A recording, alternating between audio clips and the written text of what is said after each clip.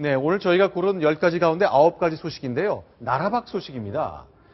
자, 왕이 있고, 현대 입헌 군주제니까 헌법이 있고 민주정치가 도입된 나라에서 왕이 있고 왕세자가 있고 이런 왕족이 있는 문제 관련해서 나라마다 상황이 좀 다른데요. 네. 과연 어떤 나라의 왕세자가 사우디까지 가서 칼춤을 췄는지 관련된 얘기를 좀 나눠보겠습니다. 네. 일본 얘기를 먼저 해볼게요. 네, 왕세자 네. 얘기니까.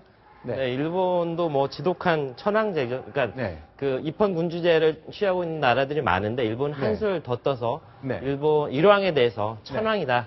그 사람보다 훨씬 한참 위에 있는 그 슈퍼 휴먼. 네. 사람을 훨씬 초월하는 존재라고 그렇게 얘기를 하죠. 얼마 전에 지금 현재 일왕의 아들인 네. 나루히토 왕세자가 23일을 맞아서 54세 생일이 됐습니다. 네네. 그때 나루히토 왕세자가 지금 현재 일본의 아베 총리를 중심으로 진행되고 있는 평화헌법 개정에 대해서 나는 일본은 평화헌법을 준수하는 것이 옳다고 본다. 네. 이렇게 짤막하게 한마디를 남겼는데 네. 이게 상당히 큰 임팩트를 가져오고 있다고 생각합니다. 네, 자 이렇게 말했군요. 네. 지금의 일본, 전쟁이 끝난 후에 일본 헌법을 기초로 쌓아 올렸다.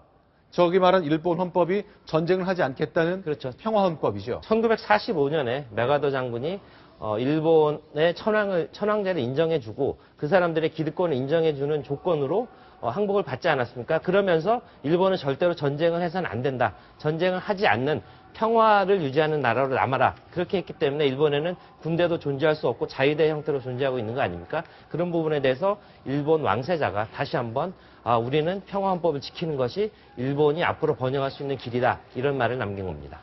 자, 일본 왕실 사실은 우리 대한민국 국민이 곱게 보기 힘든 측면이 아주 많습니다. 왜냐하면 지금 본 나루히토의 아버지 아키히토, 네. 아키히토의 아버지 히로히토가 바로 태평양 전쟁을 일으켜서 그렇죠. 수많은 우리 한국인이 죽지 않았습니까? 네. 자, 그런 손자가 평화에 대한 얘기를 강조하고 나선 것, 아베 신조 총리 들으라고 한 얘기 같네요. 네. 그리고 우리가 그렇게 좀 반감을 가지고 있지만 사실은 네. 히로히토, 나루히토 모두 한국을 한 번은 꼭 방문하고 싶다는 그런 뜻을 계속해서 피력하고 있습니다. 재작년이었군요. 네. 이명박 대통령이 독도를 다녀온 다음에 네. 어느 한 학교에서 기자들과 만나서 얘기할 때 일본 천황, 한국에 오고 싶으면 사죄부터 해라. 이런 말을 하지 않았습니까? 그럴 정도로 한국과의 관계에 대해서 개선에 대해서 상당한 미련을 가지고 있고 네. 주변 국가에 대해서 조금 잘 지내보겠다는 그런 뜻을 가지고 있고요. 그 뜻이 나루히토, 그 손자에게까지 좀 전해진 거 아닌가 그런 생각이 네, 지금 50대가 된 나루히토가 20대 후반, 30대 초반에 결혼할 때 그때의 모습이군요. 네, 마사코 왕세자비 그때 상당히 센세이션을 일으켰던 유명 인사가 됐었죠. 일본 왕실의 전통적인 의상을 입은 왕세자의 모습입니다. 나루히토. 자, 최근에 평화헌법을 존중하라. 바로 아베 신조를 견제하는 듯한 발언을 했기 때문에 큰 주목을 받았는데요. 그 나루히토 왕세자가 젊었을 때의 모습을 보고 계십니다. 자, 그런데 우리 외교부가 오늘 일본의 움직임과 관련해서 논평을 내놓은 게 있죠. 네. 네, 외교부 대변인이 얘기를 꺼냈죠. 네.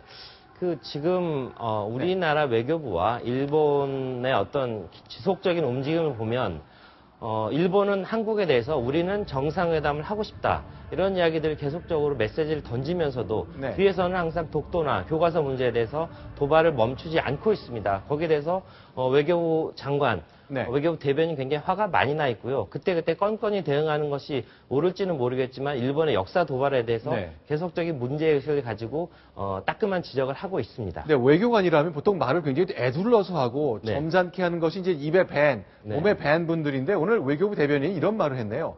일본이 최근에 하는 걸 보면 하지 말라는 짓만 골라서 한다.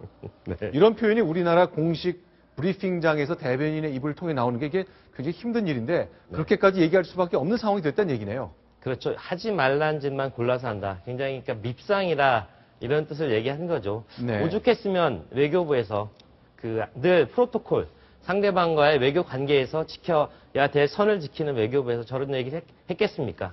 일본의 역사 도발이라는 게 이제 네. 도를 넘었고 얼마 전에 있었던 그 다케시마의 날. 네. 저는 그 다케시마의 날이라는 말을 제 입으로 옮기고 싶지도 않지만 어쨌든 네. 독도를 자기 영토라고 주장하면서 했던 네. 그 날이 있었죠. 2월 22일 날. 그날도 내각 차원에서 차관급 인사가 참여하면서 우리의 우리의 어떤 감정을 굉장히 상하게 했었죠. 그런 네. 부분에 대해서 외교부에서 더 이상 참지 못하는 그런 반응이 나오고 있습니다. 네, 어느 나라나 왕세자, 민주국가에서 왕세자라는 게 권력이 워낙 없긴 합니다만, 그래서 돈만 쓰는 사람들 아니냐라고 하기도 하고, 아니면 일종의 역할이 있다고 보기도 하는데, 바로 일본 왕세자가 모처럼 아베 신조의 우경화를 견제하는 평화헌법 존중하라는 메시지를 내놓은 것까지 봤습니다. 그런데 지구 반대편 영국에서도 왕세자가 나라의 외교를 돕는 일정을 최근에 가졌다면서요. 네.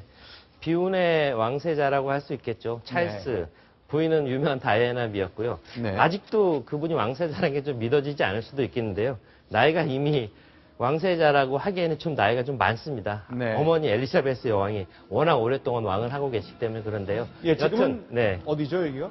사우디아라비아를 찾았습니다. 사우디아라비아는 아랍계통에서 가장 서방 쪽에 그 네. 친서방 노선을 걷고 있는 나라인데요. 네. 여튼 그 아랍 쪽에서는 맹주의 국가죠. 사우디아라비아를 방문해서 그 나라 전통 의상인 토브라고 합니다. 토브라는 전통 의상을 입고 칼을 차고 칼춤을 시연해서 지역 언론에 상당한 호평을 받았습니다. 그러니까 영국 왕세자니까 네. 뭐 오래전에 아랍의 그 식민지를 많이 가졌던 나라라 감정이 안 좋은 곳인데 특히 영국에 대해서 네. 그 아랍 세계가 갖고 있는 그런 감정은 상상을 초월할 정도입니다. 네. 사실은 영국이라는 나라가 1차 대전 직후만 해도 세계 최강 대국가 아니었겠습니까? 네네. 국제 정세를 좌지우지하는 나라였는데 네. 프랑스와 영국이 손을 잡고 아랍 지역에 어떤 약속을 했지만 그 약속을 지키지 않았기 때문에 특히 네. 팔레스타인 영토에 대한 문제에 있어서 이중 약속을 하면서 네. 아랍 쪽에서는 공적으로 그렇게 찍혀 있는 나라입니다. 하지만 이번에 영국 왕세자가 가서 그런 어떤 사죄 또는 화해 제스처를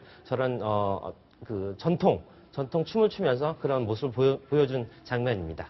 그렇죠. 결국 그 왕실을 대표해서 왕세자가 사우디까지 방문을 해서 마치 저 우리나라에 왔을 때 네네. 저 한복을 입고 네. 강강술래를 하거나 아리랑에 맞춰 승부를 네. 추는 뭐 그런 네. 제스처를 한 거잖아요. 근데 재밌는 건 네. 그 지역 언론들의 보도 태도입니다. 어울리지는 않았으나 네. 그 노력이 참 가상하다.